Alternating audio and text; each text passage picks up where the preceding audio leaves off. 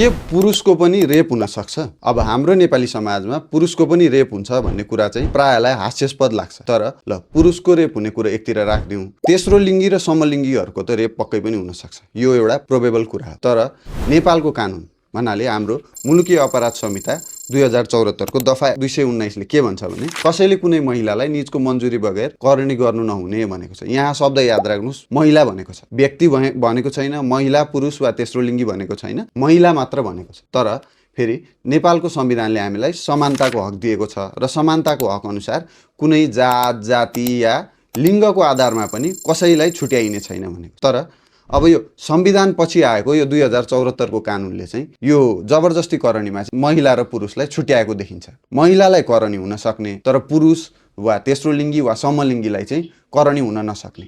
अब त्यसरी कुनै पुरुष या तेस्रो लिङ्गी या समलिङ्गीलाई करणी भयो भने उसले अब संवैधानिक उपचार खोज्दै जाने कि के गर्ने? यो कानुनी व्यवस्था हजुरलाई कस्तो लाग्यो?